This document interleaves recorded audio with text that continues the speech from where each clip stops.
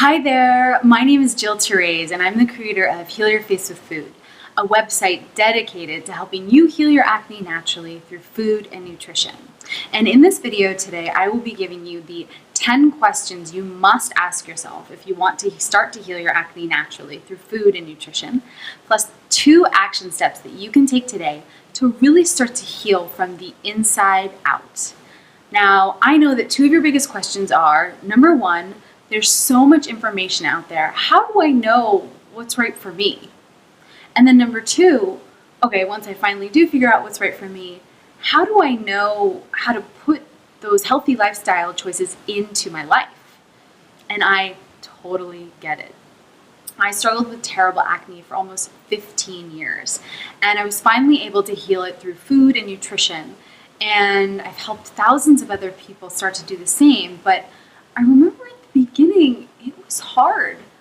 I would fall into a deep and dark Google black hole, researching everything I possibly could. Does this sound familiar? And then I'd come out and I'd have 2 options, right? 2 things I was really psyched about. So a cod liver oil diet or a banana diet. I'm just kidding. Those are fake. But those are basically like what I would come up with, right, after all of my crazy research. And then I'd get so frustrated that I'd just throw my hands up, quit completely, and then wake up with a new breakout anyways, which is the worst. And I don't want that for you. I want to help you really start to clear your acne naturally in a way that's informed and powerful. So 2 questions I'll be answering for you today. Number 1, what's causing acne in general? And number 2, what may be causing your acne? So that you can really start to assess what's going on in your life that's creating acne breakouts and then heal. 2 quick things first before we start though. Number 1, I am not a doctor, so any information you take from this video should not be seen as medical advice or diagnosis or a course of treatment. Always make sure you check anything out with your healthcare professional.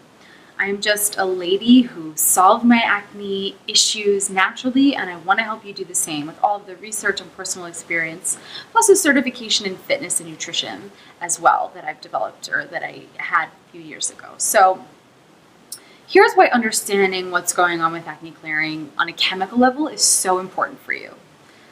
Once you understand what's happening on a chemical level for your skin, you can really start to understand what's going on in terms of your life. You can start to see how your food impacts your skin. You start to see how your stress levels, how meditating, how working out, how not meditating and not working out, how all those things really impact your skin.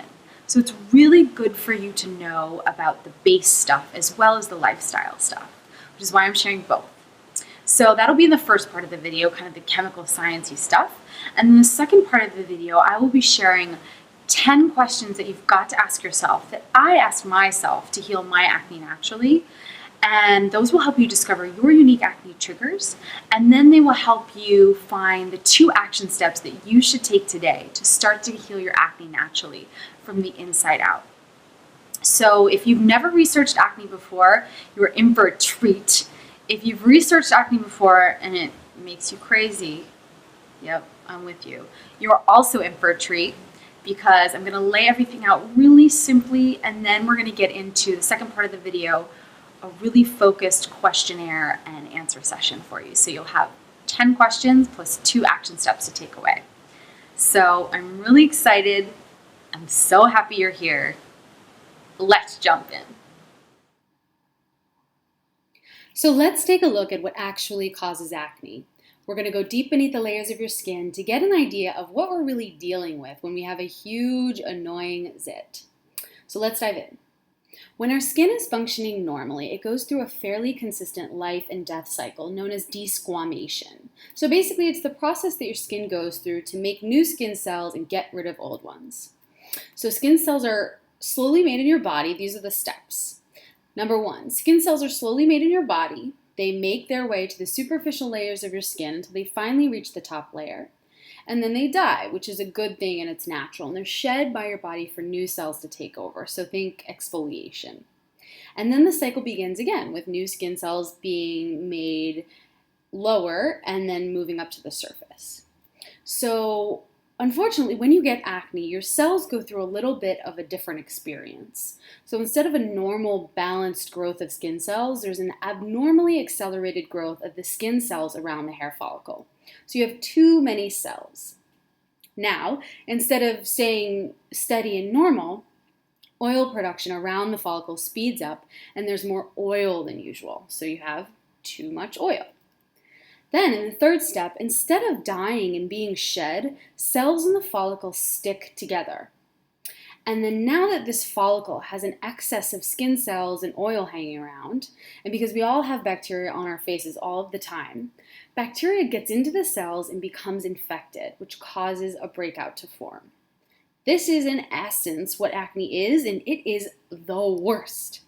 Now, the biggest questions we have to ask ourselves when trying to heal our acne naturally are, why are there excess skin cells growing? Number one. Number two, why is there so much oil being produced?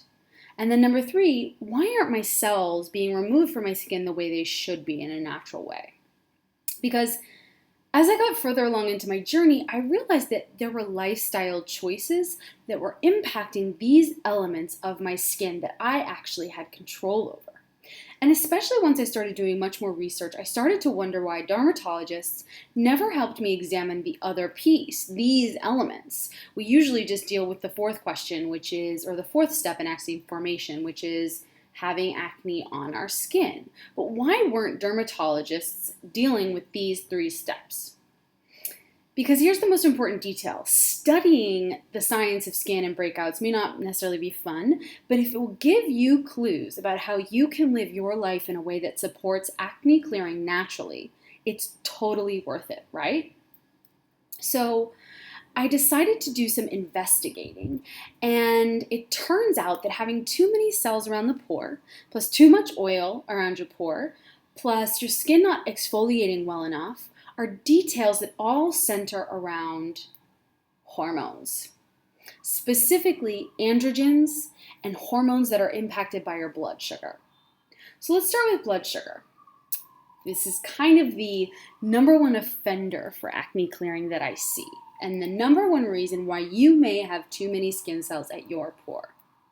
So here we go. We'll take a look at the question. So let's use a double chocolate chip cookie as an example. So when you eat this double chocolate chip cookie or a piece of cake, your blood sugar rises because you've added glucose to your system. So glucose equals sugar. But your body doesn't want too much glucose. So what happens is your pancreas releases insulin to kind of shuttle your glucose and that energy. So glucose is also known as energy, right? So sugar equals glucose equals energy for your body. And your body doesn't want too much energy or glucose running around though. So what happens is that your pancreas releases insulin to help regulate the amount of glucose in your body. And the more insulin there is in your body, the more a specific hormone called insulin growth factor 1 in your body you have as well. Now, we could talk about this forever, but generally speaking, insulin growth factor 1 is a growth hormone. So it has an anabolic effect on your body, which basically means it has like a building up effect. So what it does is it increases the amount of cells, muscle mass, and tissue in your body, which if we were a little baby and kind of still in our growth stages would be fine. But for our purposes, insulin growth factor 1 can stimulate the excess growth of cells in your body, which at the beginning stages of acne can be really detrimental. So I'm not attributing hormonal acne just to sugar, but it's been my experience and it's been shown in preliminary studies that excess sugar can really wreak havoc on your skin. So now let's talk about question number 2. Why is there so much oil being produced? So oil production and oil around your skin is largely controlled by sebocytes. Sebocytes are responsible for the synthesis and secretion of sebum. So think of sebum just as oil. And what they do is they carry oil and fatty acids to your skin and really regulate how much oil you have all over your face. And guess what controls the growth of sebocytes? It's hormones. And what do we just talk about as being a major issue in terms of blood sugar and hormones that affects our skin? Insulin growth factor 1. So insulin growth factor 1 has been known to promote sebaceous growth. So now imagine we already have too many skin cells because we're putting too much glucose in our body and because of the impact of insulin growth factor 1. And now that excess insulin growth factor 1 is also affecting our sebocytes, which essentially is our sebaceous glands, which equals more oil. So now we have kind of the perfect storm on our skin. We have too many skin cells at the pore and we have too much oil. Now let's get to the last piece of the puzzle. Skin cells not being shed. So cells known as keratinocytes are the most common cells in the outer layer of the skin. They form the walls of your hair canal, and in normal skin, they die and they're pushed out by your skin by growing hair. So they're kind of in your follicles. And unfortunately, in acne-prone skin, we often see a condition known as hyperkeratinization. So basically what that means is there's too much keratin in the cells, which binds the cells together very strongly. So when they're supposed to be kind of sloughing off and dying, they're more likely to stick together. Now, one thing that affects this kind of hyperkeratinization are hormones. So hormones have been known to upregulate these keratin levels, which basically means they create more of the keratin level, or they create higher keratin levels. So here's one of the answers to question number 3. Why aren't my cells being removed from my skin the way they should? Now, these 3 answers are not the only answers to these 3 questions, but they're the biggest ones. So now that we have a quick scientific overview, how does all this relate to your life, right? You might probably be wondering that. So let's take 3 ways your lifestyle right now is informed by this science. Let's start here. Let's start with a big, delicious Oreo cookie. When you eat this, it can create too much sugar in your diet, which means you'll have too much insulin growth factor 1 running around in your system, which means you may have too many skin cells at your hair follicle, which creates the perfect condition for a breakout. Or let's say you have milk and cheese every day. So you have milk in your coffee, 2 or 3 big tablespoons, and cheese with dinner. If you have an allergy to this, or if you already have an excess of androgens in your diet, adding in these extra hormones, because there are hormones in milk and cheese, unless they are specifically stated that there aren't, these can increase the amount of androgens in your body and as a result, create too much oil at your pore. Now, or for a third example, let's say you're under a ton of stress or you aren't working out enough. This naturally increases stress hormones in your body and also can increase the amount of androgens, which then affects hyperkeratinization, as we know. Sorry, there's a spelling mistake there. Please don't look at that. And when you have too many skin cells in an oily place and they can't shed because there's too much keratin, the pores, as I said, just can't shed the cells. So you, again, have perfect conditions for a breakout.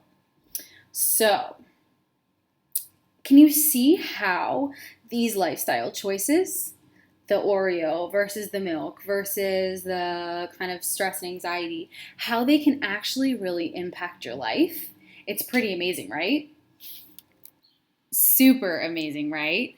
Okay, so because I could only make a video that's 15 minutes long, I've had to record this in 2 parts for you. I wanted to give you as much information as possible. So to get your 10 questions and 2 action steps, click the video below. We'll start right where we left off.